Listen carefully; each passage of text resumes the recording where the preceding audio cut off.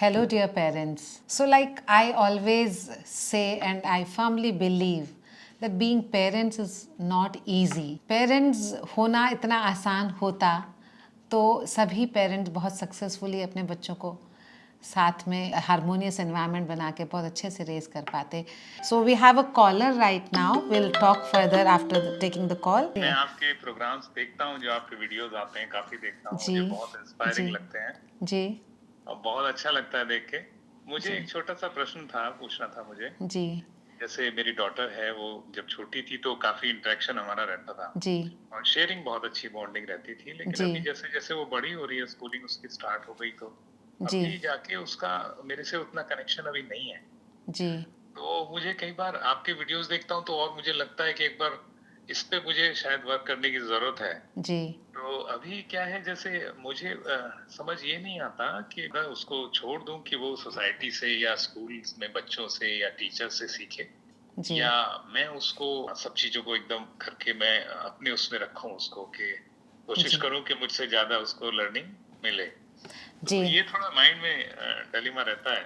आप कुछ बताएं इसके बारे में. कहाँ से आप कॉल कर रहे हैं? गुड़गांव से, एनसीआर. गुड़गांव से आप एनसीआर से कॉल कर रहे हैं. और आपकी बेटी कौन सी क्लास में अब आ गई है? अभी वो 11th में है. 11th में आ गई है. तो वो तो peak of teen as per है. और सबसे पहले तो ज़रूरी ये है नितिन जी कि वैसे तो बहुत खूबसूरत सी बात आपने की है, क्योंकि एज अ पेरेंट अगर फादर होने के नाते आप इतना इस बात को लेकर अवेयर और कॉन्शियस हैं कि बच्चे से बॉन्ड बना रहना चाहिए. I really appreciate that factor. और आपकी बेटी क्लास 11th में है, तो दो तीन चीज़ें यहाँ बहुत ख़ास हैं. एक तो नेचुरली जब बच्चे टीनेज में आते हैं तो वो अपनी खुद की पर्सनालिटीज़ को डिफाइन करते हैं और अपने खुद की आइडेंटिटी को खोजते हैं. तो एक तो वो फैक्टर होता है कि क्योंकि वो खुद अपनी आइडेंटिटी खोज रहे होते हैं, तो बहुत बारी वो कनेक्ट नहीं करते, because they are also not very sure what way to connect. Secondly है कि वो 11th में है. सो जब बच्चा क्लास 10 पास कर लेता है, 11th में आने के बाद बच्चे को अपने करियर और फ्यूचर को लेकर भी बहुत सारे प्रश्न मन में उठते रहते हैं कि मुझे क्या करना है. और many times they fear judgement, कि अगर मैं अपने पेरेंट्स से ये वाली बात करूं तो कहीं पेरेंट्स को उनकी एस्पिरेशन से मेरे थॉट्स नहीं मैच कर रहे होंगे, तो मेरे पेरेंट्स अपसेट तो नहीं हो जाएंगे. और पर्टिकुलरली डैड्स के साथ ये आती है प्रॉब्लम, क्योंकि एज फादर्स हम लोग रोज़ाना नहीं बात करते हैं या कम इंटरेक्शन बच्चों से होता है. और आपने जैसे बताया कि आपकी बेटी का आपसे बहुत अच्छा बॉन्ड रहा है, जो बॉन्ड अफेक्शन के साथ ना एक ट्रस्ट फैक्टर भी ऐड हो जाता है. यानी कि वो बेटी सोचती होगी कि पापा को मुझसे इतना अफेक्शन है एंड पापा मुझे इतना प्यार करते हैं. कई बार कि अगर मेरी थॉट्स या मेरे जो एस्पिरेशंस हैं, जो मेरे लाइफ गोल्स हैं, अगर पापा के लाइफ एस्पिरेशन से नहीं मैच करते, तो वो आपको अपसेट करने के एंगल से भी हो सकता है ना बात करती हो. तो ये चीज़ें जो कुछ फैक्टर्स हो सकते हैं, जो कि एक डिस्कनेक्ट हो सकता है आप दोनों के बीच में आ रहा हो.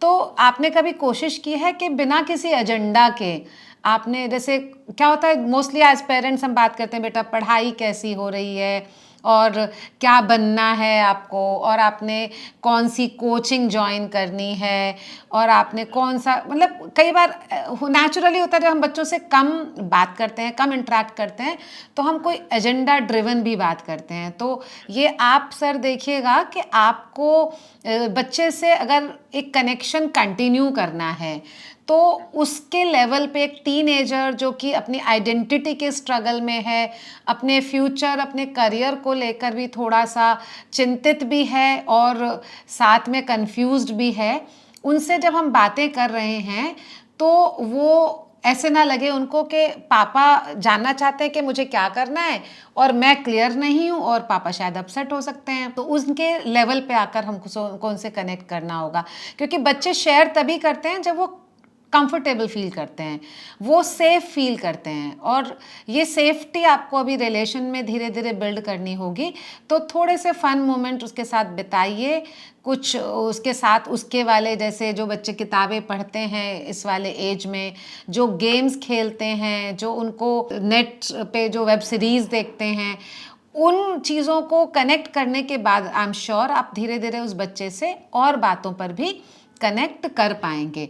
और हमेशा जब भी आप बच्चे को अप्रोच करें तो बिल्कुल काम मेंटेन करें, थोड़ा डीप ब्रीदिंग करके, क्योंकि जब हमारा कभी कम बातें होती हैं तो कई बार हम भी थोड़े अनकंफर्टेबल होते हैं कि मैं कैसे बात करूं कि बच्चा रिस्पॉन्ड करे। और बहुत बारी टीनेजर्स में पर्टिकुलरली ऐसा होता है कि वो किसी बात को उनके अपने थॉट प्रोसेस में होते हैं तो नहीं भी रिस्पॉन्ड करते, वो हमें इरिटेट ना करें, मतलब हम इरिटेट ना हो कि बच्चा जैसे रेसिप्रोकेट नहीं कर रहा है। तो parenting is all about patience. So P for parent and P for patience. So parent को पेशेंट होना बहुत ज़रूरी है। आई एम श्योर आप इन टिप्स से अगर बच्चे को अप्रोच करेंगे so sooner or later very soon the child will respond and you first build a connection।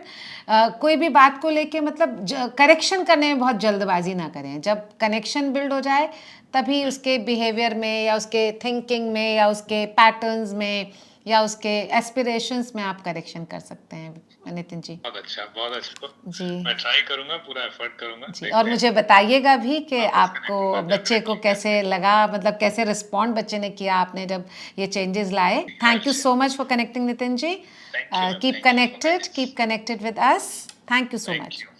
Good day. So देखा आपने पेरेंट्स के ये हम लोग जनरली सोचते हैं कि मदर्स ही पेरेंटिंग में स्ट्रगल करते हैं।